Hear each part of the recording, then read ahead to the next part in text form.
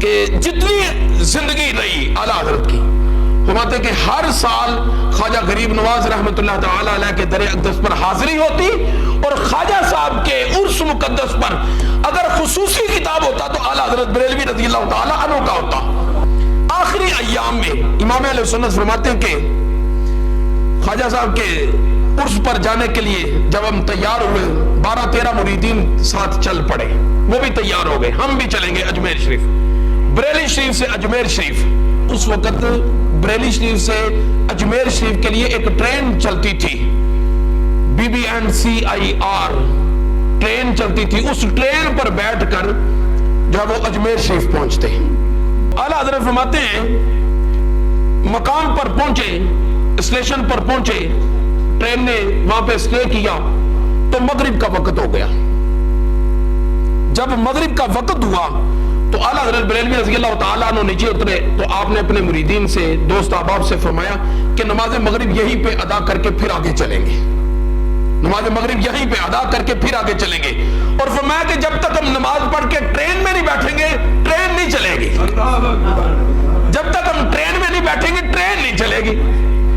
Train میں بیٹھنا رکنا تھا، وہاں پہ 20 منٹ اس کا سٹے ٹائم تھا۔ اعلیٰ حضرت بریلوی رضی اللہ تعالیٰ عنہ دوست صاحب آپ نے کہا حضرت جی وضو کر رہے ہیں، بس پھر جماعت کھڑی کرتے ہیں۔ وضو کر کے آئے تو آپ کے جو خلیفہ ہیں وہ ملفوظات اعلیٰ حضرت میں فرماتے ہیں کہ ابھی پہلی رکعت کے اندر سورہ فاتحہ شریف پڑھ رہے ہیں تو ٹرین نے وصل دے دی۔ کس چیز کے لیے؟ تیاری۔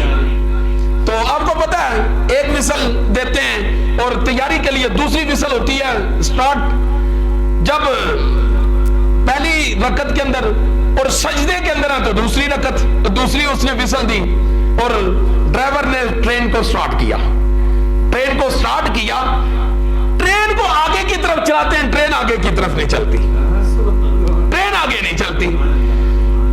ٹرین کو اس نے چیک کرنے کے لیے کہ اس میں کسی قسم کا کوئی مسئلہ نہ ہو، اس نے بیک کیا تو بیک ہو گئی، بیک ہو گئی۔ اب جتنی بیک ہوئی اتنا آگے کرنا تھا، اتنی بھی آگے نہ ہوئی۔ اسٹیشن کمانڈر جو تھا وہ اپنے روم سے باہر آیا اور اس نے باہر آ کر کہا آپ ایسا کرو اس کے جو ٹرین کے ڈبے ہیں وہ علیحدہ کر کے، انجن کو علیحدہ کر کے چیک کرو تاکہ یہ پھر آگے کی طرف چلتا ہے۔ انہوں نے انجن کو علیحدہ کیا، ٹرین کے ڈبے علیحدہ کیے اور پھر چلایا تو انجن آگے کی طرف دوڑنے لگا، آگے کی طرف بھاگنے لگا۔ وہ جو اسٹیشن کمانڈر تھا وہ چونکہ انگریز تھا، اسٹیشن ماسٹر وہ انگریز تھا، وہ ڈرائیور سے کہنے لگا کہ مسئلہ کیا ہے، خرابی کدھر ہے، یہ اکیلا چلتا ہے اور ڈبوں کے ساتھ چلتا نہیں ہے۔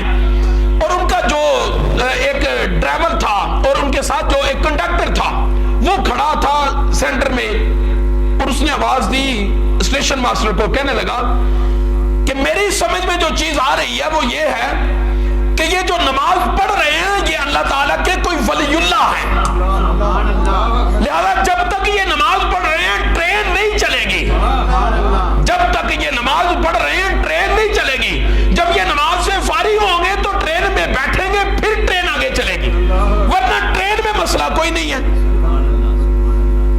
پورے خشوع و خضوع کے ساتھ، پورے اطمینان کے ساتھ، پورے انہماک کے ساتھ میرے امام نے نماز ادا کی۔ نماز ادا کرنے کے بعد وہ انگریز پاس آ کے کھڑا ہو گیا۔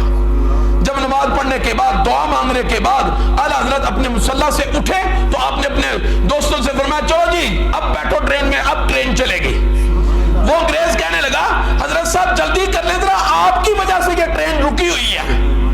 اعلیٰ حضرت نے اسے دیکھا اور فرمایا کہ بھائی ٹرین چل کیسے سکتی ہے، ہم خدا کی اطاعت میں تھے، اس کی نماز ادا کر رہے تھے، تو ہمیں چھوڑ کر یہ ٹرین آگے چل کیسے سکتی ہے۔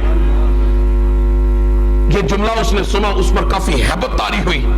اعلیٰ حضرت بریلوی رضی اللہ تعالیٰ عنہ اپنی سیٹ پر بیٹھے اور آپ نے اس اسٹیشن ماسٹر کی طرف اشارہ کر کے فرمایا اسی کو اب چلائے ٹرین۔ اس نے ٹرین چلانی شروع کی، ٹرین فوراً سے چل کے بھاگ نکلی۔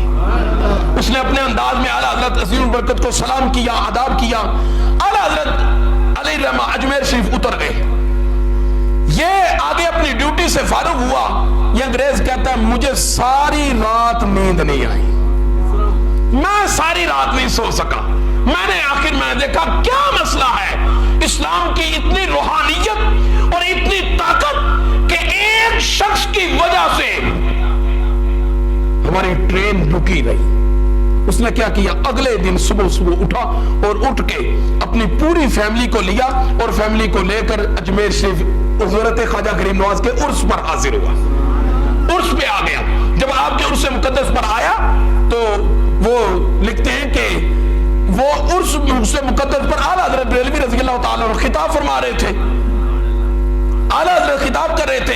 اعلیٰ حضرت رضی اللہ تعالیٰ عنہ کا جب خطاب مکمل ہوا تو اس کے بعد اس نے قریب میں حاضر ہو کر عرض کی قبلہ میں وہی ہوں جو اسٹیشن پر ملاقات ہوئی تھی اور آپ کی نماز کے بعد میں نے آپ سے عرض کیا تھا کہ جلدی کریں.